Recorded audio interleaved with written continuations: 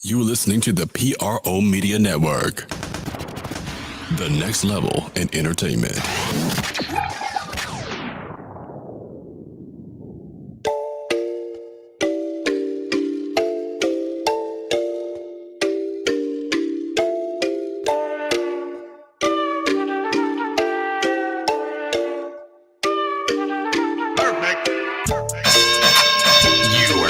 Listening to Ring Kings Boxing on the PRO Media Network. What's going on, fam? Welcome to another installment of Ring King Boxing World. That's right, we're in the building. It's Wednesday, man. It's Ring King Boxing time, man, as we cover the best of the fight game. Ring King's Boxing for the true fight fan. We're in the building, man. I'm Big Q, chiming in with another installment with my co-host in the building as well, Eddie Too Mean Johnson. What's going on, Too Mean? Big ups to Too Mean, the rest of the family joined us in the live stream with this one, man. We're coming with Ring King's Boxing. Got a lot to cover on this edition. We're going to talk Charlo Brother boxing in this episode of Ring King Boxing. Several other news. We got a little heavyweight news to talk about. We're going to talk about the Charlo's upcoming matchup this weekend. It's going to be interesting. We're also going to talk about a middleweight news as well and cover several other fight topics in this edition of Ring King's Boxing. So without further ado, we're going to jump right into our latest story. And this is coming straight from one of the former heavyweights who is currently suspended. Jarrell Miller, Jarrell Big Baby Miller, who's been acting like a big baby, so the nickname really sticks with Miller. You won't believe this, but he blamed his recent failed drug test on a sex pill. Just when you thought you heard it all, this is what is coming straight out of Boxing News 24, among several other resources, saying American heavyweight Jarrell Big Baby Miller is blaming his latest positive test on a banned PED on a sex pill, according to Mail Sport. Miller, who's 23-0-1 with 20 knockouts, who hasn't fought since 2018, says that the drug Black Ant King has the banned performance enhancement, a substance GW1516 in it. And Big Baby says one of the main ingredients. The Nevada State Athletic Commission is expected to make a ruling on Miller's case by October. At this time, we'll learn whether Big Baby Miller's Black Ant King excuse will hold water with the NSAC. If so, then Miller will be getting another chance for his career. It'll be surprising, but in boxing, anything can happen. Fighters get many opportunities, especially when they've shown talent, because most of the times, if you got the money, you can buy your way back in. Big Baby Miller, 32, doesn't say if he has proof of the purchase of the Black Ant King pills, so it's unclear whether the excuse will work with the Nevada State Athletic Commission. Miller was scheduled to fight early this year against Jerry Forrest on July the 3rd at MGM Grand Conference Center in Paradise, Nevada. As a result of the positive test, Miller fight was with little-known fighter Forrest was canceled, as he had just completed a 6-month suspension for a test positive for banned drugs in 2019. So I wonder if that was a sex pill as well. But he'd been recently signed to top rank under Bob Arum, who wanted to give him a second chance. And he was hoping to rebuild him and put him in some big fights. But after the positive test for the Jerry Forrest fight, Arum isn't sure what's in store for Miller in terms of his next suspension. And of course, Arum says he's looking to be at least 2 years, maybe never, says Arum, according to Daily News. This is something that he calls himself, and he has to face the music with the Nevada Commission. It's as simple as that. So, another ridiculous excuse from Big Baby, whoever named him Big Baby Miller, they really coined him correctly. Too Mean, you familiar with Jarrell Miller? What do you think about this case? I think he need to sit his ass down and be quiet. He's digging himself in a deeper and deeper hole, man. Like, you know what I'm saying? He's crying like a baby right now. Please let me back in the boxing, please. But on a serious note, man, I was like, yo, like we said before, man, be a man. Stop all that shit, man. Go in there and give it your best, man. You know what I'm saying? You're going to earn the respect. You know what I'm saying? You'll make the paydays. You know what I'm saying? By doing the right thing and shit, man. Yeah, it's sad, man. I was a fan of Jarrell Miller until I seen several really curious things about Jarrell Miller go down that made me kind of back away from him. And he got a history of cheating, man, no doubt about it. And this is really a really dumb excuse to say why you failed a drug test, even though you're a repetitive drug test offender. I mean, was it the sex pills the two other times, including when he was in kickboxing, when he failed the drug test? This guy is a repetitive cheater and obviously a bad liar. So I mean, it's just one of the things you just gotta just shake your head at with Big Baby Miller. Failed the drug test because of a sex pill. How about that? How about that? Anyway, let's keep it shaking, man. What you said to me? That shit is crazy as hell, man. How the fuck you gonna be doing all that training? You need something to help get it up. I was thinking that. I was like, you know what? That is so stupid.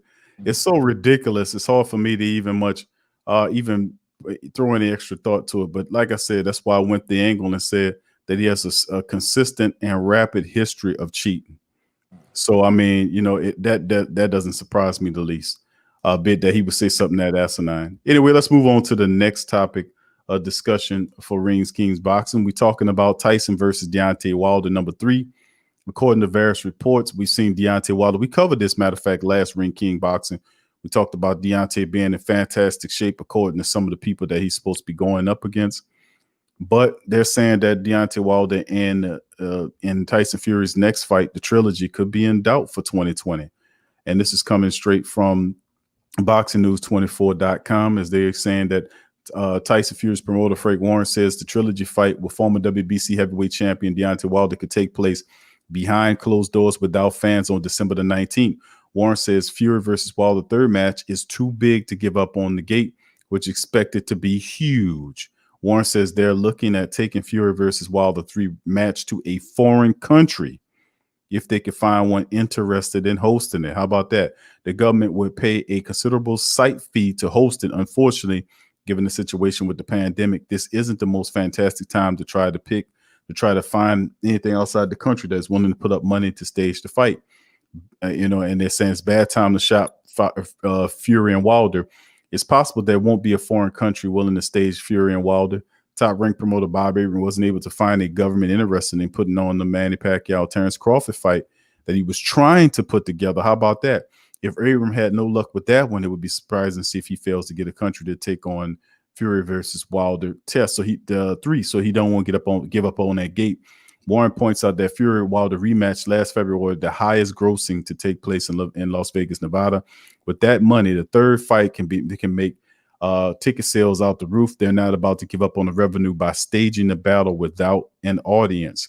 And this is what he was saying. We're all working as a team in a source, date, and venue. Hopefully, they'll all crowds in sooner or later.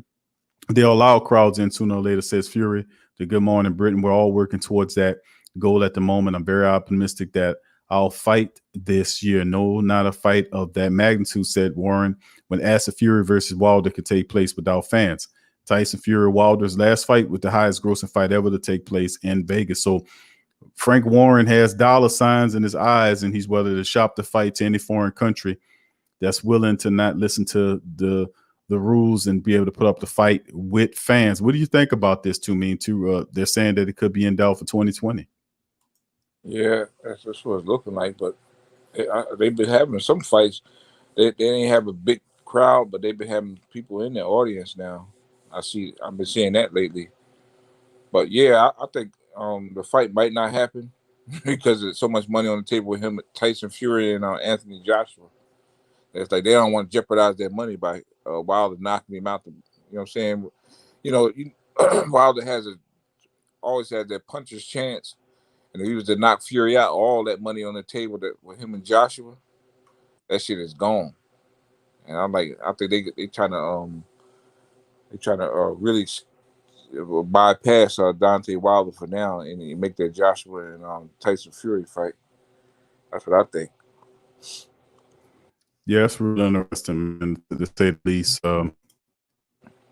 Real tough, man, to take a look at something like that, to be honest with you, to believe that they'll be trying to do that outside the country, not giving up on the gate in the time of a pandemic. Does it speak to the greed Can I say that to me? Does it speak to the greed of Frank Warren trying to put on a fight under current pandemic environment? Oh man, like I said, I don't think nobody's gonna be going for that. Having a crowd like that with this shit going on. I think they did, you know what I'm saying? They saying that, you know what I'm saying? I think they just saying that just to be saying it. I don't think nobody's gonna take even though it's money involved and shit, I don't think nobody want to take that risk like that with a bunch of people in the crowd watching the fight. And you know what I'm saying, the possibility of thousands of people dying because of this virus shit. I don't know. Yes, definitely seems like a clear-cut case of greed to me, man. Put the damn fight on behind closed doors. And it ain't like you can't make money. You still have the pay-per-view. Good grief, man. The greed of these people. Moving on to the next fight.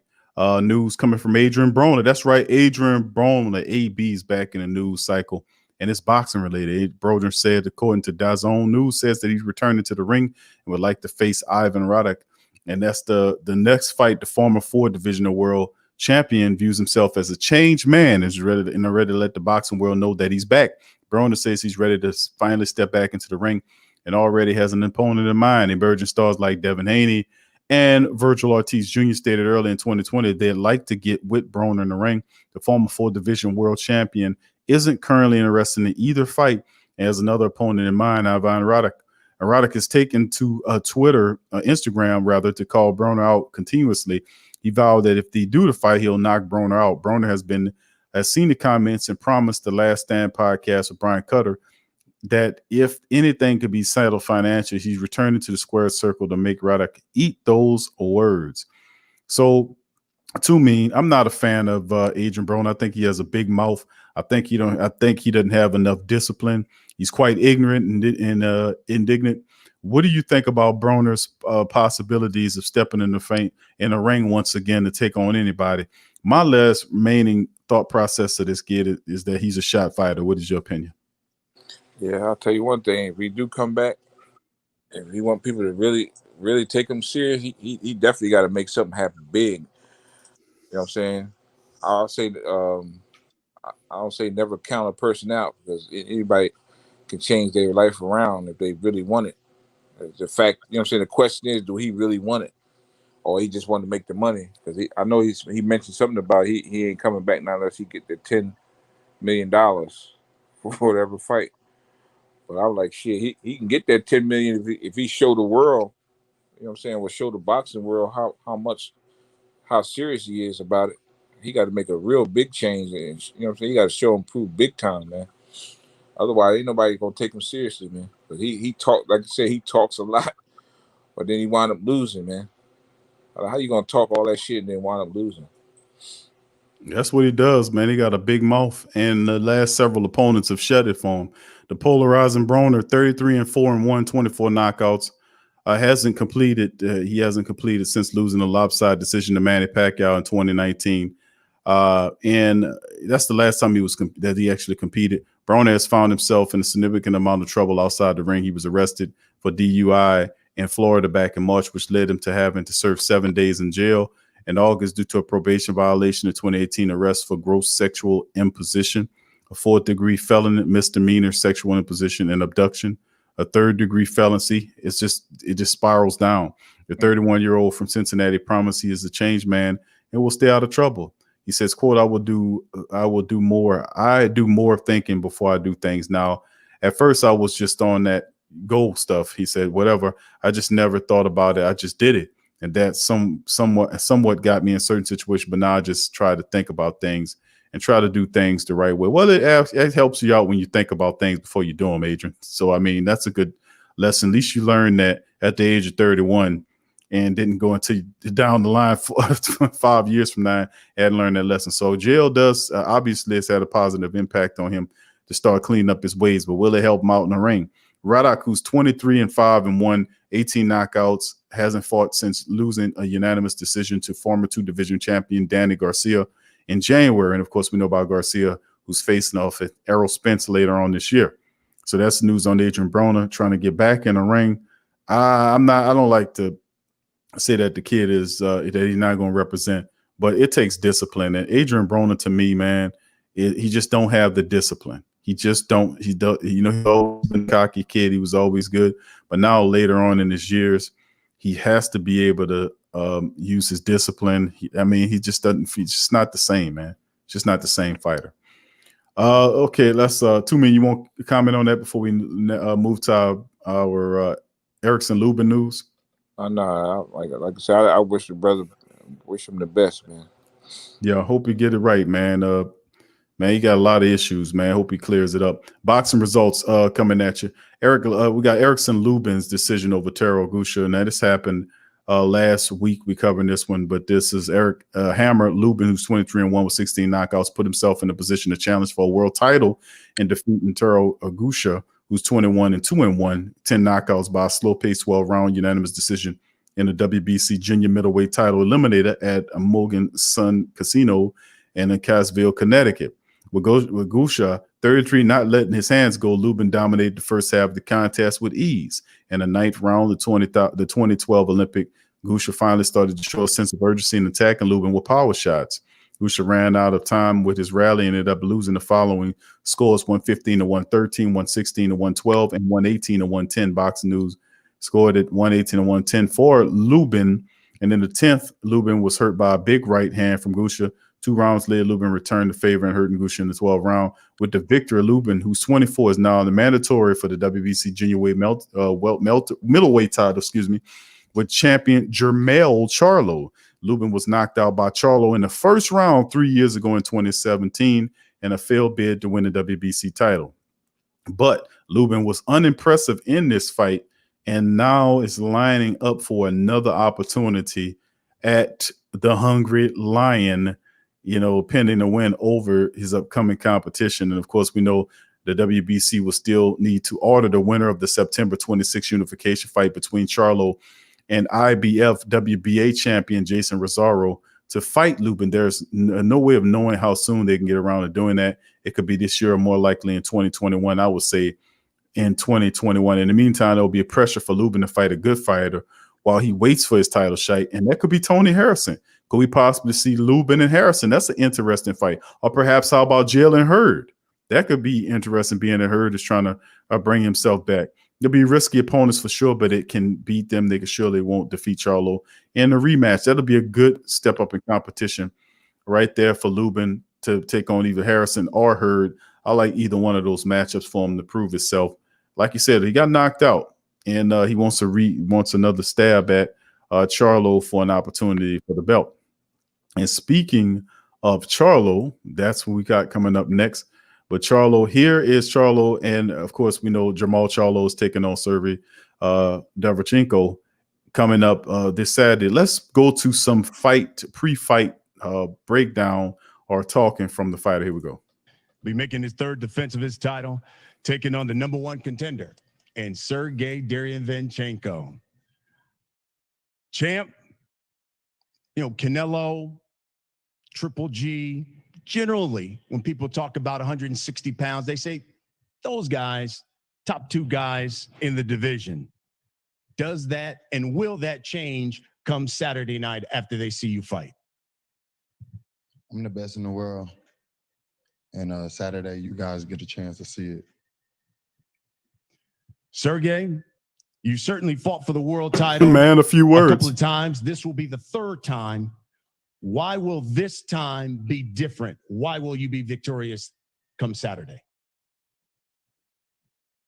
And you know what?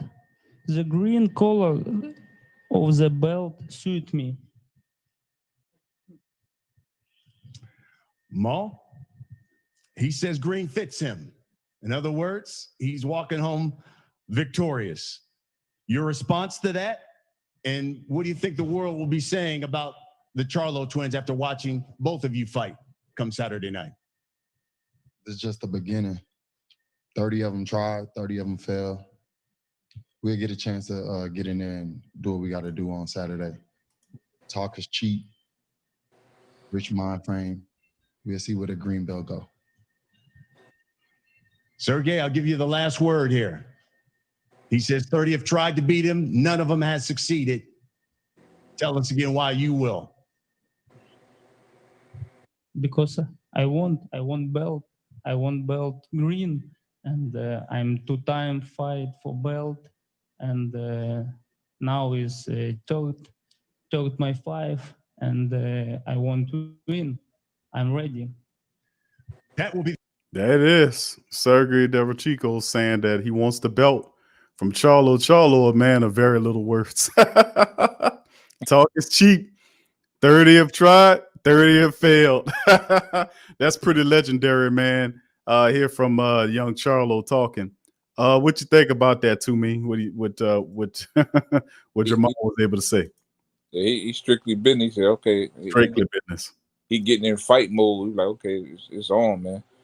And that dude, he talk, he putting on steak suits, getting in line, getting in line. Nigga gonna be in the Lions cage with a steak suit on. And shit, I want the belt. Belt fits me. I'm like, come on, man. He gonna do it. Don't make that motherfucking lion mad, man. And it's like I say, it's like stepping in the cage with a fucking steak suit on with a lion. You better be nice as possible, this nigga, man. Them Charlo brothers ain't no fucking joke, man. Yeah, that is interesting there too, man, because the demeanor on him is strictly business. He wasn't cracking any jokes. He wasn't playing no games. It's all business with him. It's almost like he doesn't have the belt, that he doesn't have anything. He still has the mentality of a fighter that has much to prove. And he said it's only the beginning. And we talking to a guy that has 30 fights under his belt, and he talking about it's only the beginning. Man, mean business, man. And let's break down the fight here too, mean. Let me set it up. The first batch of 3 fight culminates with Jermall Charlo defending his WBC middleweight crown against, you heard Sergey there talking about the belt is green. Green is a good color on him. After 30-minute intermission, there will be 3 more fights, with the second set headlined by his brother Jarrell Charlo putting up the WBC 154-pound title against unified champion Jason Rosaro. With victories, one Charlo could legitimize his claim as a middleweight champion, while the other would clearly become the top junior middleweight in the world. With Jermall, he has the WBC belt. He received it because of the organization's elevating Canelo Alvarez as the franchise champion. To date, his most notable victory came at 154 against Julian Williams, who he stopped in 2016 in 5 rounds, and it was a really good fight. In Derevchenko, he's facing a hard-nosed, rugged fighter who has shown fights against Daniel Jacobs, Triple G, and that he can compete with world-class middleweights. Charlo is rated 4th by ESPN at middleweight, with Derevchenko right behind him at 5, so 4 and 5 on ESPN.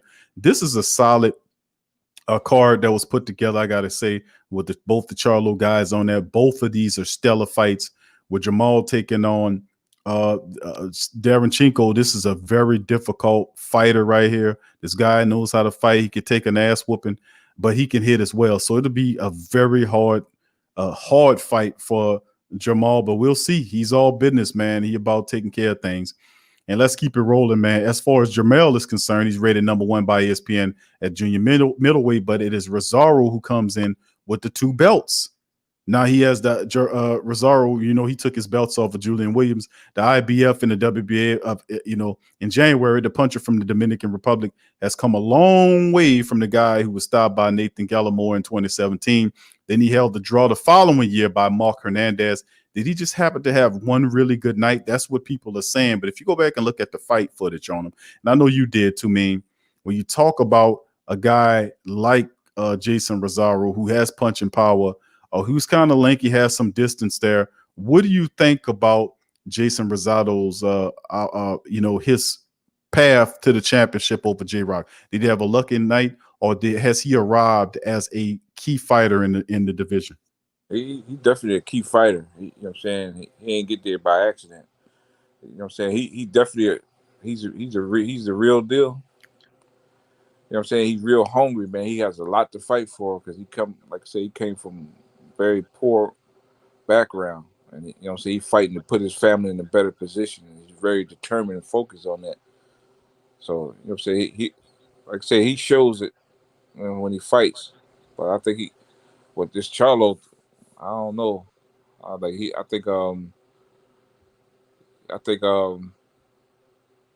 it's good. He gonna put up a good fight, but I don't think don't think he can take what Charlo gonna give him. Mm-hmm. I mean, he could dish out punishment, but I want to see if he can really take it like that. Because Charlo gonna give it just as well as he give. You know what I'm saying? He gives it. Charlo gonna give him some hard shit to deal with too. I'll see if he can take it. Well, it's no secret to me that Jason Rosario can punch, man. Oh yeah. I mean, he made Paul J-Rock look like he was even though it was 5 rounds, it looked like he was in a 12-round brawl with him. He really beat him up pretty good. What about the power advantage here? Are they equal with the power advantage? I mean, is there a harder fighter that he probably fought? I know you like Lubin as a heavy puncher who he was able to dispatch. And, but what about this kid? What do you think about the power of Rosario against Charlo? Would that be an advantage? Because I know about Charlo's ability with that shotgun jab to work, and he has a tremendous arsenal. But what happens in this fight, in your opinion? Call it. Yeah, like Charlo, he definitely got to establish his jab. You know what I'm saying? It's kind of remind me of when Marvin Hagler fought John the Beast Mugabe. Mm-hmm. So they was going, you know what I'm saying? They was going at it. Both of them was very determined in the earlier rounds. But when Hagler started using the jab, that's when he started to take over, man, and start chopping him at the body and like breaking him down. Charlo gonna have to do the same thing with him. He got to establish his jab. You know what I'm saying? And like I say, break him down, man. If not, you know what I'm saying? Hey, he can't keep him strong and dangerous for the duration of the fight. He got to weaken him, man. You know what I'm saying? Because like I say, he's Rosario's definitely a good puncher and shit too. You know what I'm saying? It only takes that one punch. If he hit you with the right one, man, it could put you down. Yeah, Rosario's a heavy puncher, no doubt about it, man. But me and you talked about it pre-show is, can his chin stand up to the pain? I mean, he was knocked down. He touched the canvas before. And that's the thing. That's the issue I have with him. Can he stand up to Jamal's power? That's what it basically comes on. Can he stand up to Jamal's power? That's what it comes down to. Yeah, another thing too. Yes, sir. Hope that Charlo let his hands flow instead of trying to hit him with everything hard as he can throw it. Let his power just let his power flow, man. Like combination, like the 1-2s, 2 and 3 punches. Like let it flow. Like, you know what I'm saying? Make one punch sound like 2 punches sound like one. That type of flow like that, man. Instead of him winding up so much for him to get counted like he did when he fought Harrison. Because he was, you know what I'm saying, he was winding up a little too much. He was telegraphed his punches too much. That's why he was able to get counted effectively like he was getting counted when he fought Harrison. But if he let this shit flow, man, I think he gonna put Rosario out early, man. I say before 7th round.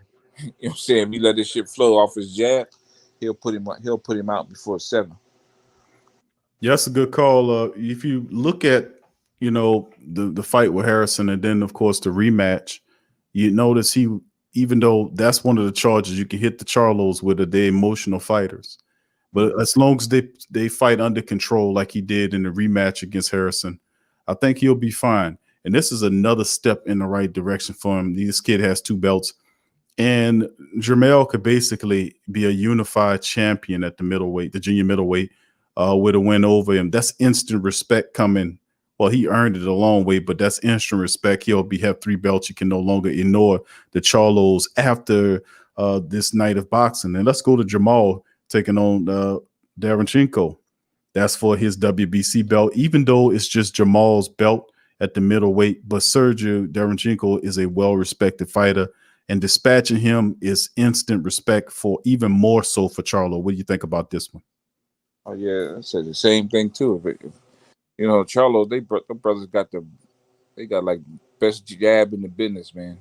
I think if he establishes his jab and kind of keep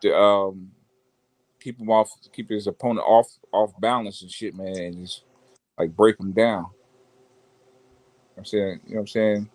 He'll make the fight easier for himself. I mean, you want to make the fight easy. You don't want nobody really hitting you and shit like that. And they can do that. They got the ability to do that with them jabs they got. They can make the fight a lot easier for them. They establish the jab and just break them down. And like I said, before the 7th round, take them out. Yeah, that's the thing with the Charlos. They're powerful and they're fast, man, and they're serious. They're skilled, man, and I think after that night, there's nobody out there that can deny these twins their respect like they've been doing. They've been overlooking the Charlos, but after these fights on this night, I think they'll get a lot of respect. And also co-features on the night of boxing dealing with the Charlos is Brandon Figueroa versus Damian Vasquez for Figueroa's WBA regular junior featherweight title is on the co-feature for the undercard. Also, Jarrell Casimiro versus Duke Mika for Casimiro's WBO's bantamweight title. And of course, on the undercard for the Jermell Charlo versus Jason Rosario bout is Luis Neri versus Aaron Alameda for the vacant WBC junior featherweight title. And also finally, on the other co-feature and final co-feature will be Daniel Roman versus Juan Payano, just a regular fight there. So really interesting. The brothers teaming up on back-to-back fighting night. That's most interesting. These Charlo boys, we often talk about them too, man. And I know that's some of your favorite young boxers. You call them the young hungry lions, man. Speak about their legacy, man, and what could be accomplished with wins in this fight. Could we see bigger fights in the middleweight division for the Charlos, man? Could you speak to that quickly before we check out? Yeah, they just got to give the opportunity to fight one of them big names like Canelo. Perfect. If they do that and beat them, man, you know what I'm saying? I think that's when people be like, okay, they didn't beat the best now. So they the best. Well, they consider Triple G and Canelo's definitely one of the best, but I don't really give credit to Triple G like that. They ain't really beat nobody. But yeah, they need the opportunity to fight them big names, man. So they can, you know what I'm saying? If they, like I say, they win it, they beat the best, they become the best. All right, we appreciate you. From me and to me, thank y'all for joining us on this episode of Ring Kings Boxing. Please hit the like button. Please feel free to share the links in the social media. And we'll be back next Wednesday with more Ring Kings Boxing World. From me and to me, and I'm Big Q. Thank you for joining us. Peace.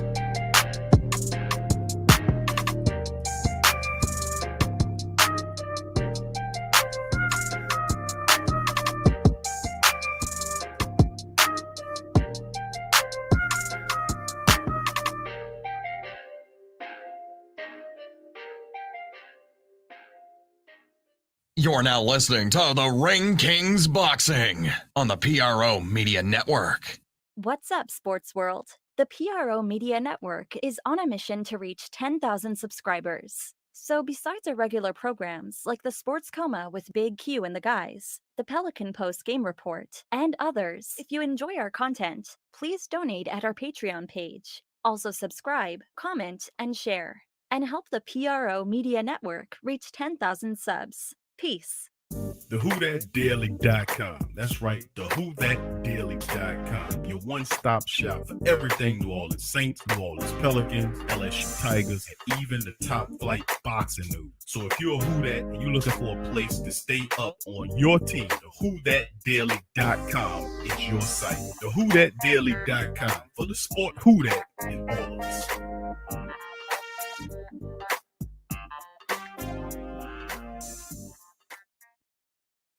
You're listening to the PRO Media Network.